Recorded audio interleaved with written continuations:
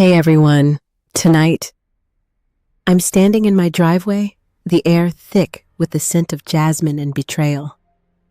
My phone glowing with a screenshot that could burn my entire neighborhood to the ground. The streetlights cast long shadows, and across the lawn, Marlene's house looms like a smug fortress, her perfect curtains drawn tight. But I know what's behind them lies venom and a marriage teetering on a cliff. My heart's pounding, not just from the humid summer night, but from the fury that's been simmering for months. You probably wouldn't last a week living next to someone like this. So, before you settle in, please take a moment to like this video and subscribe. But only if you actually want more raw stories like this.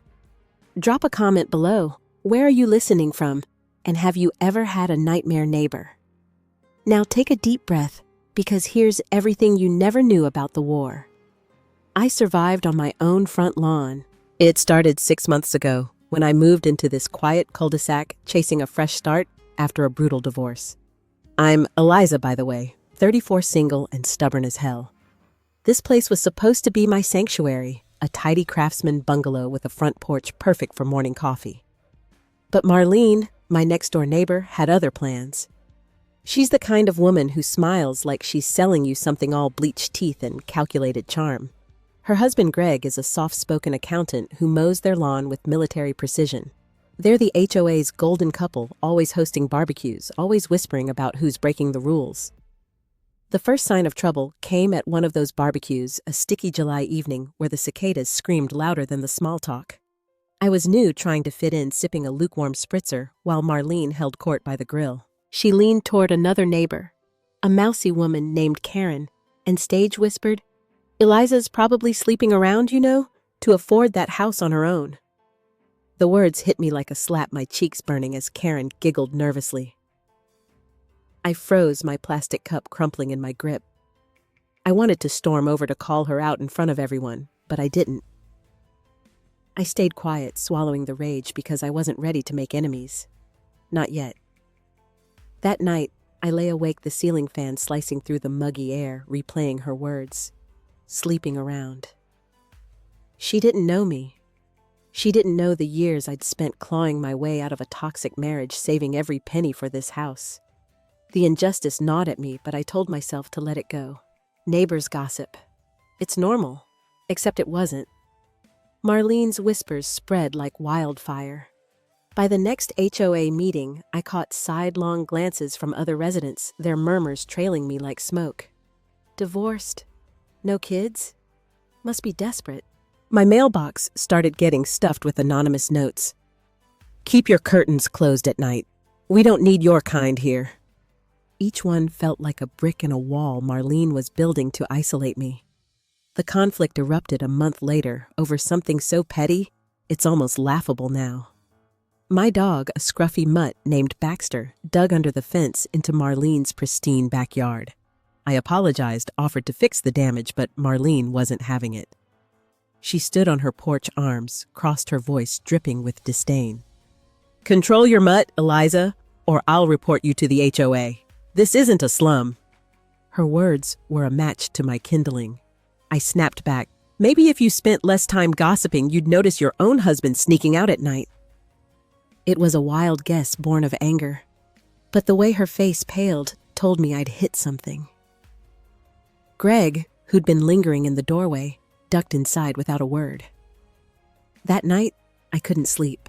Her accusation about Baxter, her smug superiority, it was too much. I grabbed my phone, desperate for a distraction, and started scrolling through social media.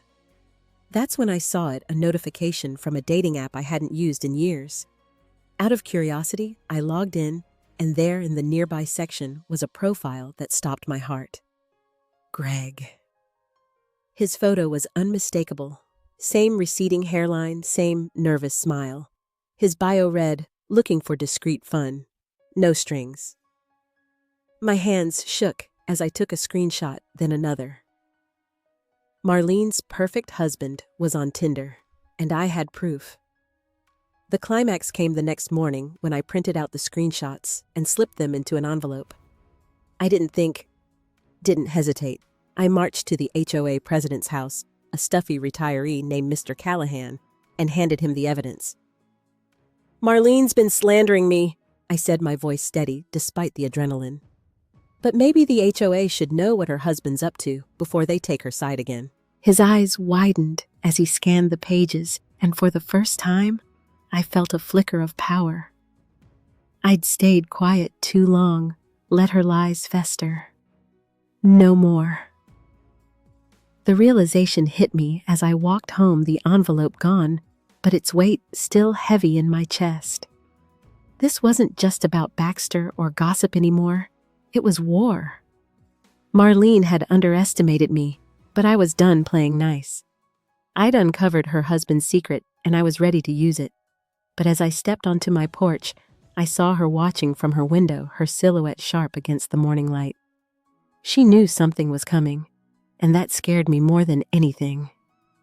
The morning after I hand over Greg's Tinder screenshots to the HOA, my backyard feels like a battlefield. The sun's barely up, casting a golden haze over the dewy grass, but I'm already wired, pacing near the fence that separates my property from Marlene's. Baxter's at my feet, sniffing the dirt where he dug that hole last week, the one that set her off. I can still hear her voice, sharp as a blade. "This isn't a slum." My pulse races just thinking about it. I've been quiet too long, letting her gossip and her HOA cronies chip away at me. But those screenshots, they're my first shot fired, and I'm ready for whatever comes next. Or so I think. The trouble starts with a knock at my front door. It's Mr. Callahan, the HOA president, his face pinched like he swallowed a lemon. He's holding a clipboard, and behind him stands Marlene, her arms crossed, a smirk curling her lips. Her blonde hair's pulled into a tight bun like she's ready for war. Eliza Callahan says, his voice all fake regret, "We've had a complaint about your fence. It's 2 inches over the property line into the Johnson's yard." He means Marlene and Greg. My stomach twists. 2 inches. This is retaliation, pure and simple, for the Tinder evidence I dropped in his lap yesterday. I step onto my porch, the wood creaking under my bare feet, and meet Marlene's gaze. "Funny how this comes up now?" I say, my voice low but steady. "Didn't hear a peep about my fence until I gave you something to think about, Callahan." His eyes flicker, but Marlene cuts in her tone, dripping with venom. "Don't play victim, Eliza. You're the one causing trouble, letting your dog ruin our yard, flaunting your lifestyle." That word, lifestyle, hits like a punch. She's doubling down on the gossip, the lies about me sleeping around. My hands clench, nails biting into my palms. Baxter barks from the backyard as if he senses the storm brewing. The conflict explodes when Callahan hands me a formal HOA notice demanding I move the fence by next week or face a $500 fine. $500 I don't have, not after sinking everything into this house. I snatch the paper, my hands shaking, and say, "This is bullshit, and you know it!" Marlene gasps, all theatrical shock, but her eyes gleam with triumph. Callahan sputters about language, but I'm done playing nice. "You want to talk violations?" I snap. "Let's talk about Greg's late-night discreet fun on Tinder. Or is that not in your rule book?" Marlene's face goes white, her smirk vanishing. Callahan coughs, looking anywhere but at her. For a moment, I feel the ground shift under me. I've got her on the ropes. But Marlene recovers fast. She steps closer, her voice a hiss only I can hear. "You think you're clever digging into my marriage? You're nothing but a desperate slut trying to tear us down." The word stings not because it's true, but because she's so sure she can break me with it. I want to scream, to shove the HOA notice in her face, but I hold back. Not because I'm scared, but because I know this fight needs more than words. I need proof, leverage, something to bury her lies for good. The climactic action comes that afternoon when I decide to confront her lies head on. I march to her front door, the HOA notice crumpled in my fist, and ring the bell. Greg answers, his face, pale eyes darting like he's expecting a firing squad. "Is Marlene home?" I ask, my voice cold. He hesitates, then calls her over. She appears all fake smiles, but I don't give her a chance to speak. You want to call me names? I say loud enough for the neighbors peeking through their blinds to hear. Let's talk about the truth, like how you've been lying about me to cover up your husband's cheating. I hold up my phone, the Tinder screenshot glowing on the screen. Greg flinches, but Marlene grabs the doorframe, her knuckles white. Get off my property, she snarls, or I'll call the police. I don't budge. Go ahead, I say. Call them. Let's see who they believe when I show them this. The air crackles with tension, and for a second, I think she might lunge at me. But she doesn't. She slams the door, the sound echoing down the street. I stand there, heart pounding, adrenaline burning through me. I've drawn blood, but I know she's not done. Not by a long shot. The moment of change hits me as I walk back to my house, the sunset painting the sky in angry reds. I realize I'm not the same Eliza who moved here desperate to fit in, afraid of making waves. Marlene's lies, her HOA games, they've lit something inside me, a fire I can't put out. I'm not just fighting for my fence or my reputation anymore. I'm fighting for my place here, for the right to exist without her shadow over me. But as I step inside, Baxter whining at my feet, I catch a glimpse of something in my backyard, a fresh pile of dog waste smeared across my patio. It's not Baxter's. The message is clear, Marlene's hitting back, and she's not playing by HOA rules anymore. This is personal now, and I'm ready to meet her where she stands. The air in the HOA meeting room smells like stale coffee and self-righteousness, and I'm sitting in a folding chair at the back, my pulse hammering as Marlene holds court up front. It's been 3 days since I confronted her on her doorstep, waving Greg's Tinder screenshot like a battle flag. The memory of her slamming the door still burns, but so does the pile of dog waste I found smeared on my patio, a clear message she's not backing down. Tonight, the HOA's set to rule on her complaint about my fence, and I know it's a trap. The fluorescent lights buzz overhead, and every whisper from the neighbors feels like a blade aimed at my back. But I'm not here to beg. I'm here to fight. Mr. Callahan, the HOA president, stands at the podium, his glasses glinting as he reads from a stack of papers. After review, he drones, the board finds Eliza's fence in violation of property line regulations. It must be relocated within 7 days, or fines will accrue. The room erupts in murmurs, and Marlene, sitting in the front row, turns to flash me a smug smile. Her navy blazer and pearl earrings scream respectability, but I know better. She's orchestrated this, leaning on her cozy relationship with Callahan to tighten the noose around me. My hands grip the arms of my chair, the metal cold against my skin. This isn't about 2 inches of wood, it's about power, and she thinks she's got it all. The conflict surges when I stand up, my voice cutting through the chatter like a gunshot. This is a sham, I say loud enough to make Callahan flinch.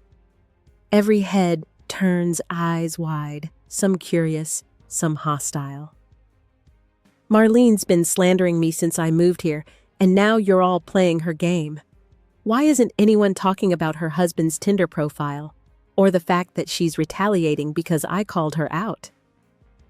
The room goes dead silent, except for the faint hum of the air conditioner. Marlene's face twists, her composure cracking, and Callahan bangs his gavel, shouting for order. But I'm not done. I pull out my phone, the Tinder screenshot ready, and hold it up. I gave you proof, Callahan. Why's that not on your agenda? The neighbors gasp, some leaning forward, others whispering furiously. Marlene shoots to her feet, her voice shrill. She's lying. She's trying to ruin my family because she can't control her dog or her life. Her words are desperate, but they land with the crowd. Karen, the mousy neighbor from the barbecue, nods along, and others follow. Callahan slams his gavel again, red-faced, and says, Eliza, sit down or leave. This meeting is about your violation, not personal attacks. Personal attacks. The hypocrisy chokes me. They're protecting her, shielding her lies while punishing me for daring to fight back. My chest tightens, rage and betrayal mixing like gasoline and fire. The climactic action comes when I refuse to sit. Instead, I walk to the front, ignoring Callahan's protests, and slap a new piece of evidence on the podium, a printed email from a neighbor, Mrs. Patel, who saw Marlene tossing the dog waste onto my patio. "If you're so fair," I say, my voice trembling, but fierce, "investigate this. Or are you too busy covering for your favorite?" The crowd erupts, some shouting in my defense, others against me. Mrs. Patel, a quiet widow who's kept to herself until now, stands and confirms it, her voice steady. "I saw her do it 2 nights ago." Marlene's eyes dart to the exit, but she's trapped by the room's attention. Callahan stammers, unprepared for this rebellion. I've turned their rigged game against them, and it feels like standing on a cliff, exhilarating and terrifying. The moment of change hits as I walk out the meeting, dissolving into chaos behind me. The cool night air hits my face, and I realize I've crossed a line I can't uncross.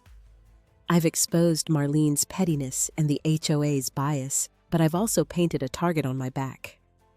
They'll come for me harder, now fines, complaints, whatever it takes to shut me up. But I'm not the scared newcomer anymore, swallowing her gossip to keep the peace. I'm done hiding. As I reach my house, I see a new anonymous note taped to my door. "You'll regret this." My stomach lurches, but I tear it up, the pieces fluttering to the ground like ash. Marlene thinks she can scare me, but she's wrong. I'm already planning my next move to dig deeper to find more dirt on her and the HOA. If they want a war, I'll give them one they won't forget. The street is silent tonight, the kind of quiet that feels like the world's holding its breath. I'm in my living room, curtains drawn, the glow of my laptop screen casting shadows on the walls. My hands tremble as I scroll through the Tinder profile again. Greg's profile, the one I stumbled across weeks ago and used to shake up the HOA. But now, after the chaos of the last meeting where I called out their hypocrisy and dropped Mrs. Patel's email about Marlene's dog waste stunt, I'm digging deeper. The screenshot I showed was just the surface. Tonight, I'm chasing the whole truth, and it's like staring into a fire I can't look away from. Marlene thinks she's untouchable, but this could be the spark that burns her perfect life down. It's been a week since the HOA meeting, and the fallout's been brutal. My mailbox is stuffed daily with anonymous notes, some calling me a liar, others worse. Homewrecker. Leave or else. I know Marlene's behind them, rallying her loyalists to drive me out. But her smugness at that meeting, the way she twisted my words to paint me as the villain, has only made me hungrier. Remember when she threw dog waste on my patio? That was petty. This is something else entirely. I've got Greg's Tinder profile open, and I'm not just looking at his bio anymore. I'm cross-referencing dates, messages, anything that proves he's been cheating for longer than a one-off fling. My heart races as I find it, a cached chat from 6 months ago, Greg promising some woman named Sarah a weekend away. 6 months. Before I even moved here. Marlene's been living a lie, and I'm holding the proof.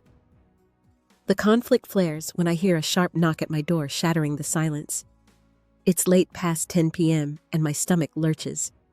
I creep to the window, peering through a crack in the curtains. It's Greg, his face pale under the porch light, his hands stuffed in his pockets. My first instinct is to ignore him, but something in his hunched shoulders makes me pause. He knocks again, softer, like he's scared of being heard. Against my better judgment, I open the door a crack, keeping the chain on. "What do you want?" I hiss. His eyes dart to Marlene's house, then back to me. "Eliza, please," he whispers. "I know you've got stuff about me. I'm begging you, don't use it. Marlene's unhinged. She'll destroy us both." His voice cracks, and for a second, I almost feel sorry for him.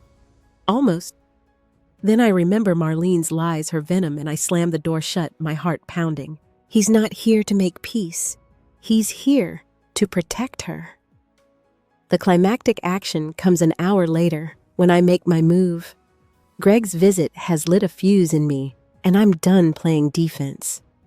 I compile everything, the Tinder screenshots, the chat logs, even a photo I found online of Greg with Sarah at a bar last year, and email it to every HOA board member, including Callahan. I don't stop there. I create a burner account and post the highlights on the neighborhood's private Facebook group anonymized just enough to cover my tracks. "Is this who you're protecting?" I write, attaching Greg's profile. My finger hovers over, send my chest tight with the weight of what I'm about to do. This isn't just about Marlene anymore. It's about exposing the rot in this whole community, the way they've shielded her while crucifying me. I click send, and the post goes live, the email pinging into inboxes across the cul-de-sac. There's no going back now. The blowback is immediate. My phone buzzes with notifications as the Facebook group explodes. Some neighbors demand answers, others call it a cheap shot. "This is private business," one woman writes. "Disgusting slander," another chimes in. But a few Mrs. Patel, a guy named Frank, message me privately saying they're on my side. "Keep going," Frank writes. "She's been running this place like a dictator." I'm shaking, adrenaline and fear mixing in my veins. I've ignited my revenge, but I know Marlene's coming for me. Her house is dark across the lawn, but I can feel her fury like a storm gathering on the horizon. The moment of change hits as I sit back, the laptop screen dimming. I realize I've crossed a threshold not just with Marlene, but with myself. I'm not the woman who moved here hoping for a quiet life, afraid to make waves. I'm someone who fights back, who wields truth like a weapon. But as the notifications keep coming, some praising me, others threatening, I feel the cost. This neighborhood's splitting apart, and I'm at the center of the fracture. I wanted justice, but what if I've started a war I can't win? As I close my laptop, a new email pops up from Marlene. No subject line, just one sentence. "You'll pay for this." My blood runs cold, but I don't flinch. She's underestimated me before, and I'm ready for whatever she throws next. Omatni-ti. The moon hangs low, a cold sliver slicing through the night sky. As I stand on my front lawn, the grass damp under my bare feet. It's past midnight, and the cul-de-sac is a graveyard of shadows, every house dark, except for Marlene's, where a single light burns in the upstairs window. My phone's still buzzing from the fallout of my Facebook post and the email I sent to the HOA exposing Greg's Tinder escapades. The neighborhood's split, half of them are baying for my blood, the other half whispering support. But Marlene's email, that single line, "You'll pay for this," sits like a stone in my gut. I should be inside locking my doors, but I'm out here waiting. I know she's coming, and when she does, I'm ready. It starts with the creak of her front door, a sound that cuts through the stillness like a gunshot. She storms across her lawn, her silhouette sharp against the moonlight, her bathrobe flapping like a war banner. "Eliza!" She screams, her voice raw, unhinged, nothing like the polished venom she usually wields. I step forward, my heart pounding, but I plant my feet firm. "You want to talk?" I yell back loud enough to wake the street. "Let's talk." Neighbors' lights flicker on curtains twitching, but I don't care. This has been brewing since her first whisper about me at that barbecue, since the dog waste on my patio, since her HOA puppets tried to bury me. Tonight, it ends. The conflict explodes as she reaches my lawn, stopping just feet away, her face twisted with rage. "You think you can humiliate me?" She spits her breath heavy with wine, posting my husband's private mistakes for everyone to see. "You're pathetic. Eliza, a lonely nobody who can't stand that we're better than you." Her words are knives, each one aimed to cut deep, but they don't land like they used to. I'm not that woman anymore, cowering under her gossip. I step closer, my voice low but lethal. "Better than me? You're a liar, Marlene. You've been lying to everyone about me, about Greg, about your perfect little life. I know about Sarah. I know about the weekends he's been sneaking away for years. Her eyes widen, and for a second I see something new, fear. She didn't know I had that much. The air crackles as she lunges forward, her hands clawing for my phone as if she can erase the truth by smashing it. I jerk back, but she grabs my wrist, her nails digging into my skin. "Give it to me!" she shrieks, and I shove her off hard enough that she stumbles into the grass. "Back off!" I roar, my voice echoing down the street. A porch light snaps on across the way, Mrs. Patel watching her phone in hand. Marlene freezes, panting, realizing we're not alone. And that's when it spills out the dark truth I've been chasing. I knew, she hisses, her voice breaking. I've known about Greg for years. But I stayed because I had to. You think you're exposing me? You're exposing him, and I'll make sure everyone blames you. It's a confession, raw and ugly, and it hits me like a tidal wave. She's not just protecting her image, she's protecting her whole world, and she'll burn mine down to do it. The climactic action comes when I pull my phone out. My hands steady despite the adrenaline. "Blame me," I say, my voice calm now, deadly. "Let's see what the neighborhood thinks of this." I hit record, capturing her disheveled, wine-soaked rage, her admission still hanging in the air. "You knew Greg was cheating," I say loud and clear for the microphone. "You lied to cover it up, and you've been punishing me for daring to call you out." "Say it again, Marlene." She lunges again, but I sidestep, and she trips, landing hard on her knees. The video's still rolling as she screams, "You'll ruin everything." I stop recording. My heart racing, knowing I've got something better than Tinder screenshots, now her own words, her own collapse. The power dynamic shifts as she scrambles to her feet, her bathrobe stained with grass, her eyes wild but defeated. "You're done," I say, stepping back toward my porch. "This goes to the OA tomorrow, and the Facebook group. Let's see who they believe now." She doesn't follow, just stands there, chest heaving, as I walk inside and lock the door. The moment of change hits as I lean against the wall, Baxter whining at my feet, the phone hot in my hand. I've got her confession, her vulnerability, and it's more than I ever expected. I'm not just fighting for my house or my reputation anymore. I'm dismantling her entire facade. But as I play the video back, her broken voice echoing in my dark living room, I feel a pang of something new. Not guilt, not fear, but a weight. This victory is mine, but it's heavy, and I know the war's not over. Her house is still lit across the lawn, and I can feel her plotting even now. The morning sun claws through my kitchen window, harsh and unforgiving, as I clutch a mug of coffee that's gone cold. Last night's screaming match with Marlene still echoes in my head, her confession, her nails on my wrist, the video I recorded of her unraveling under the stars. My phone sits on the counter, that clip ready to blow her world apart. But my hands shake not from fear, but from a fresh wound. I thought I had allies in this war, Mrs. Patel, Frank, even Karen, who'd started to waver. But betrayal has a way of sneaking up when you're already bleeding. Today, it's Karen, the mousy neighbor from Marlene's barbecue, who's just shown me how fragile trust can be. And it's her knife in my back that's about to push me to my breaking point. It starts with a text from Karen asking to meet at the park down the street. "I need to talk about Marlene," she writes, and my heart lifts.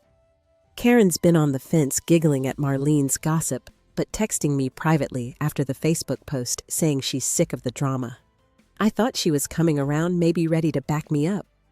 I slip on sneakers, grab Baxter's leash, and head out, the air thick with the scent of cut grass and summer heat. The park's quiet, just a few kids on swings, and Karen's waiting on a bench, her hands twisting in her lap. "Eliza," she says, her voice shaky. "I saw what you posted about Greg, and I heard about last night." Her eyes dart away, and my stomach tightens. Something's wrong. The conflict ignites when she leans in, her whisper barely audible over the creak of the swings. Marlene came to my house this morning. She's saying you attacked her last night, that you're unstable, dangerous. She's got the HOA drafting a petition to evict you. My blood runs cold, the park spinning around me. Attacked her. I shoved her off me. Sure, but only after she lunged for my phone. I open my mouth to explain, but Karen keeps going, her words a rush of panic. I told her I'd sign it, Eliza. I'm sorry, but I can't get involved. My husband's on the board and Marlene, she knows things about us. Her face crumples and I realize she's not just scared, she's been bought. Marlene's weaponized her secrets, turned my would-be ally into a traitor. The betrayal cuts deeper than any of Marlene's lies because I thought Karen was different. I stand, Baxter whining at my feet, and my voice is ice. You're choosing her. After everything she's done? Karen flinches, but she doesn't back down. You don't get it, Eliza. She always wins. Just let it go. Let it go. The words light a fire in me hotter than the rage I felt last night. Marlene's not just coming for my house. She's turning my allies against me one by one. I walk away. Karen's apologies fading behind me, and the park feels like a battlefield, every glance from a passing jogger, a potential enemy. But I'm not done. If Marlene thinks she can scare me into silence, she's about to learn how wrong she is. The climactic action comes that afternoon when I sit at my kitchen table, the video of Marlene's confession open on my laptop. Karen's betrayal has stripped away my hesitation, my last shred of caution. I don't care about the blowback anymore. I want Marlene to feel what I've felt, cornered and exposed. I upload the video to the neighborhood Facebook group No Burner account, this time my name attached. This is who you're protecting, I write. Marlene admitted she knew about Greg's cheating and lied to cover it up. She's been slandering me to distract you from her own mess. I hit post, my heart hammering, then forward the video to every HOA board member, including Callahan, with a single line, "Do your job." The post goes live, and within minutes, the notifications flood in shock outrage, a few calling me a hero, more calling me a monster. But I've done it. I've leaked the truth, and there's no undoing it. The moment of change hits as I lean back, the kitchen silent, except for Baxter's soft snores. Karen's betrayal has hardened me, turned my anger into something sharper, more precise. I'm not just fighting for my place here anymore. I'm fighting to tear down the system that lets people like Marlene thrive. The HOA, the neighbors, they've all enabled her. But I'm done playing their game. I've got the truth on my side, and I'm wielding it like a blade. But as the comments pile up, some vicious, "You're tearing this community apart," I feel the weight of what I've unleashed. Marlene's not the only one who's losing something now. My phone pings with a new message, not from the group, but from Mrs. Patel. "Be careful, Eliza. Marlene's talking to a lawyer." My resolve doesn't waver, but my hands go cold. I've shifted the battlefield, but the war's about to get uglier, and I'm standing alone. The cul-de-sac is a powder keg tonight, the air thick with tension, and the faint tang of charcoal from someone's forgotten grill. I'm standing on my porch, the wood creaking under my weight. As neighbors gather in clusters across the street, their voices a low hum of accusation and intrigue. It's been 2 days since I posted the video of Marlene's midnight confession to the neighborhood Facebook group, her wine-soaked admission that she knew about Greg's cheating for years. The fallout has been seismic, half the community's rallying behind me, sick of Marlene's reign, while the other half's out for my blood, calling me a troublemaker who's tearing their perfect suburb apart. My phone's off, buried in a drawer to escape the flood of messages. But I can't escape this. Not when the war I started is spilling onto my front lawn. It started this morning when I found my mailbox spray-painted with the word "snitch" in jagged red letters. I scrubbed it for an hour, my hands raw, but the faint outline remains a scarlet badge of Marlene's retaliation. Mrs. Patel called to warn me that Marlene's been canvassing the neighborhood, spinning a tale of victimhood, claiming I fabricated the video, that I'm a liar obsessed with destroying her marriage. But the video's too raw, too real, and enough people believe it. Frank, the guy who messaged me to keep going, has been posting in my defense, and even Karen, my trader from the park, has stayed silent, her betrayal now a guilty weight. The neighborhood's fracturing, and I'm the fault line. The conflict surges at dusk when Marlene organizes an emergency HOA meeting, not in the usual stuffy rec center, but right here in the cul-de-sac's open circle. I watch from my porch as she sets up a megaphone, her navy dress crisp, her face a mask of righteous fury. Callahan's beside her, his gavel useless in the open air, and a crowd of 30 neighbors forms some holding signs. Protect our community, stop the lies. My stomach twists. They're aimed at me. Marlene's voice crackles through the megaphone, sharp and commanding. Eliza's campaign of slander has gone too far, she declares. She's attacked my family, my marriage, and now she's dividing us all. We need to stand together and demand her removal. Cheers erupt from her loyalists, but boos come from others, Mrs. Patel. Frank, a few new faces I don't recognize. The crowd's splitting before my eyes, and I realize this isn't just about me anymore. It's about who controls this place. I can't stay silent. I step off my porch, my heart pounding like a war drum, and march toward the crowd. You want to talk about lies? I shout, my voice cutting through the dusk. Heads turn, and Marlene's eyes lock on mine, blazing with hate. You've been lying to everyone, Marlene, about me, about Greg, about your perfect life. That video wasn't fake, and you know it.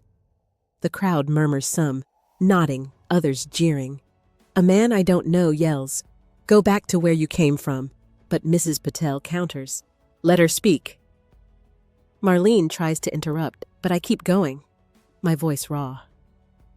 She threw dog waste on my patio, slandered me from day one, and now she's playing victim because I dared to fight back. Who's the real threat here?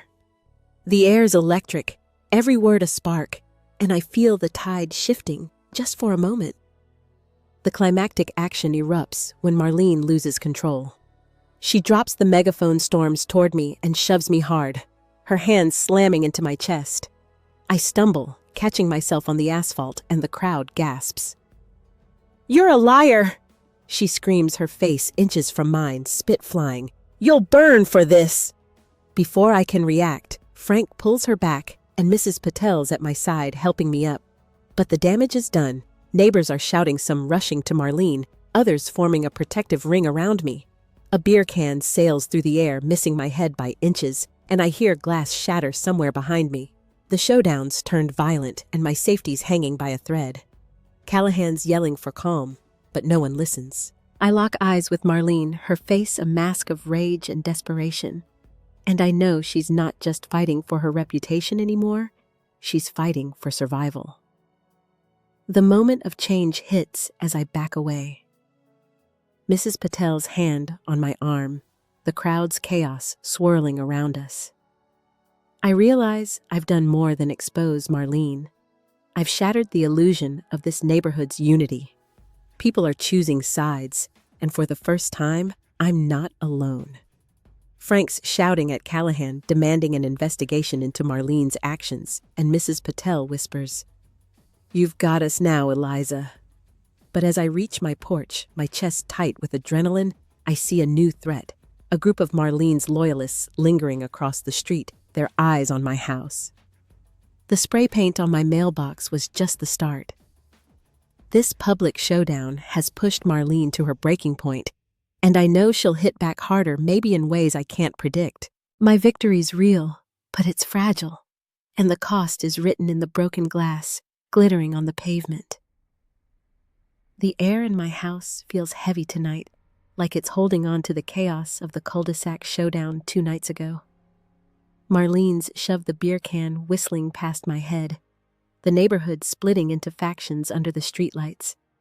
I'm in my living room, the curtains cracked just enough to watch the street where a few of Marlene's loyalists still linger, their silhouettes pacing like wolves.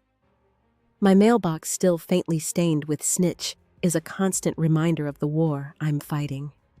The video of Marlene's confession, now viral in the neighborhood Facebook group, has tipped the scales, but not enough. The HOA, led by Callahan and backed by Marlene's influence, is circling, and I know they're planning something big to shut me down. But I'm not running. Not anymore. It starts with a letter slid under my door at dawn, the HOA's logo glaring from the envelope. My hands shake as I tear it open, Baxter whining at my feet. It's a cease and desist order accusing me of defamation and harassment for posting the video and Greg's Tinder evidence. They're demanding I remove all posts, issue a public apology, and pay a $2,000 fine for disrupting community harmony. The words blur on the page, my pulse roaring in my ears. Harmony. They mean control. Marlene's fingerprints are all over this, her last-ditch effort to silence me after her public meltdown. I crumple the letter, my rage a living thing clawing to get out. Remember when she threw dog waste on my patio? That was child's play. This is her trying to bury me, and the HOA's her shovel. The conflict erupts when I storm into the next HOA meeting held in the rec center's sterile conference room, the air thick with tension and cheap air freshener. Callahan's at the head of the table, flanked by board members who avoid my eyes. Marlene's there, her face a mask of fake composure, but her hands twitch, betraying her nerves. The room's packed, Mrs. Patel, Frank, and a dozen others, some on my side, others glaring like I'm the devil incarnate. Callahan clears his throat, holding up a copy of the cease and desist. "Eliza," he says, his voice oily, "your actions have caused irreparable harm. Remove the posts and comply, or we'll pursue legal action." The crowd murmurs, and Marlene nods, her eyes gleaming with triumph. They think they've cornered me, that I'll fold under their threats. But I'm done playing their game. I stand, my voice steady despite the adrenaline burning through me. "You want to talk harm?" I say loud enough to make Callahan flinch. "Let's talk about your corruption. How Marlene's been pulling your strings. Callahan getting you to ignore her violations while you fine me for a fence that's barely off by inches." I pull out my phone, not with the video this time, but with something new: bank statements I found online, showing Callahan's suspiciously timed consulting fees from a company linked to Marlene's family. "Care to explain these?" I ask, tossing printed copies onto the table. The room explodes in gasps and shouts, neighbors grabbing the papers, their eyes wide. Marlene's face goes white and Callahan sputters. "This is outrageous!" But the evidence is real and it's damning. The climactic action comes when I turn to the crowd, my voice rising like a tidal wave. They've been protecting her lies for years, her gossip, her retaliation, her husband's cheating. I'm not the problem here. They are. I point at Callahan and Marlene, and the room fractures. Mrs. Patel stands shouting, "Resign, Callahan, Frank," and others join in, while Marlene's loyalists yell back their voices, a chaotic roar. In the chaos, I upload the bank statements to the Facebook group live from the meeting with a caption, "This is your HOA." The post spreads like wildfire, notifications pinging as neighbors outside the room react. The HOA's counterattack has backfired.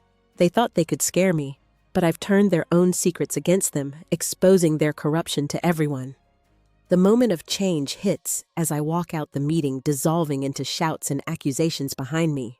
The night air is cool, but my skin's burning with the thrill of rebellion.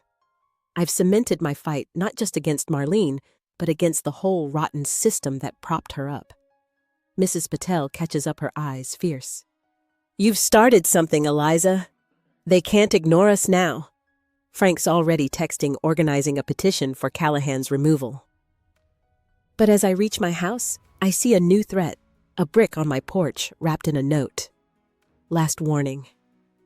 My heart lurches, but I don't flinch. The HOA's desperate, Marlene's desperate, and I've got them on the ropes. This war's not over, but for the first time, I feel like I'm winning, even if it's at a cost. I'm only starting to understand. The dawn is gray and heavy, the sky bruised with clouds that mirror the weight in my chest. I'm sitting on my back porch, Baxter curled at my feet, the faint smell of rain mixing with the lingering sting of spray paint from my mailbox. It's been 3 days since the HOA meeting where I exposed Callahan's corruption, tossing those bank statements like grenades and watching Marlene's empire crack. The neighborhood's still reeling Callahan's resigned, the Facebook group's a war zone of petitions and arguments, and Marlene's been silent, her house dark across the lawn. I should feel triumphant. I've won, haven't I? I've dismantled her lies, her allies, her control. But as I sip my coffee, cold and bitter, I'm staring at the wreckage of my victory, and it's not what I expected. Revenge has a price, and I'm paying it now. The cost started showing itself the morning after the meeting. I woke to slashed tires on my car, the rubber torn like flesh, a clear message from Marlene's remaining loyalists. I called the police, but they shrugged it off. Kids, they said, no proof. Then came the whispers, louder now, not just about me being a homewrecker, but a bully, a wrecking ball, who's destroyed the neighborhood's peace. Even some of my allies are pulling back. Frank's still vocal. But Mrs. Patel's been quiet, her texts short, like she's scared of the chaos I've unleashed. I thought exposing the truth would free me, but it's trapped me in a different kind of cage, one built of fear and isolation. My house, once my sanctuary, feels like a fortress under siege. The conflict surges when I get a call from my boss, a curt voicemail left while I was scrubbing paint off my mailbox again. "Eliza, we need to talk," she says, her tone clipped. "There's been a complaint about your personal conduct affecting your work." My stomach drops. I listen again, my hands shaking, and realize what's happened. Marlene's reached beyond the cul-de-sac, digging into my life. I call back, and my boss confirms it, an anonymous email sent to the company with screenshots of the Facebook group posts twisted to make me look unhinged, obsessive. It's from someone named Karen, she adds, and my heart cracks. Karen, the traitor from the park, has gone from signing Marlene's petition to sabotaging my job. The betrayal burns, but it's more than that. It's Marlene's long game hitting me where I'm vulnerable, threatening the stability I've fought so hard to build. I drive to work, the slashed tires replaced. But the fear still gripping me, and confront the reality of what I've done. Every post, every email, every public stand I took against Marlene was a brick in a wall I thought would protect me. But now I see the cracks, my job's at risk, my neighbors are divided, and my own heart's heavier than I expected. I wanted justice, but I've stirred a hornet's nest, and the stings are hitting me hardest. In the office, my coworkers' glances are sharp, their whispers trailing me like smoke. I sit at my desk, staring at a photo of Baxter, and wonder if I've gone too far, if the woman I've become, fierce, relentless, is someone I even recognize. The climactic action comes that night when I make a choice I never thought I'd face. I'm back home, the house dark except for the glow of my laptop, and I draft an email to my boss explaining the truth, Marlene's lies, Karen's betrayal, the war I've been fighting. I attach the video of Marlene's confession, the bank statements, everything, not to escalate, but to defend myself. Then I do something harder. I log into the Facebook group and post a message, not an attack, but a reckoning. I shared the truth about Marlene and the HOA because I was tired of being silenced, I write. But I see now that truth has a cost for me, for all of us. I'm done fighting. I just want to live here like you. I hit send, my throat tight, and watch the comments roll in, some cruel, some kind, but all proof that I've changed the game. I'm not surrendering, but I'm stepping back, choosing my peace over endless war. The moment of change hits as I close my laptop, the house silent except for Baxter's soft snores. I realize revenge has reshaped me, not just into a warrior, but into someone who can feel the weight of her choices. I've won battles Marlene's exposed the HOA's crumbling, but I've lost pieces of myself too. The neighbors trust my sense of safety, maybe even my job.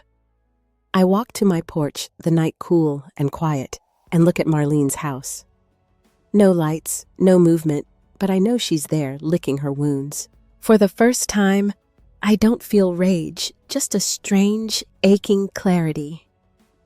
I've fought for my place here, but now I have to live with what that fight's cost me. And as I step inside, locking the door against whatever comes next, I know this war's not over. It's just changed, and so have I. The cul-de-sac is eerily still tonight, the streetlights casting pools of gold on the asphalt, as if the neighborhood's holding its breath after months of war. I'm on my front porch, a blanket draped over my shoulders, Baxter's head in my lap. It's been a week since I posted my final message to the Facebook group, stepping back from the fight that consumed me. Marlene's lies, the HOA's corruption, my own relentless pursuit of justice. The air smells of autumn, now crisp and sharp, a far cry from the sticky summer nights when Marlene's gossip first set my world ablaze. Her house across the lawn is dark, the for sale sign glowing faintly in the moonlight. She's leaving her downfall complete, but the victory feels hollow, and a twist is coming that's about to unravel everything I thought I knew about justice. Marlene's collapse came swiftly after the HOA meeting, where I exposed Callahan's corruption. The bank statements I shared sparked an investigation, and Callahan's resignation was just the start. Neighbors, emboldened by my stand, dug deeper, uncovering years of favoritism. Marlene's violations ignored her fines, waived all, while she ruled the HOA like a queen. The board dissolved, a new one elected, and Marlene's influence evaporated.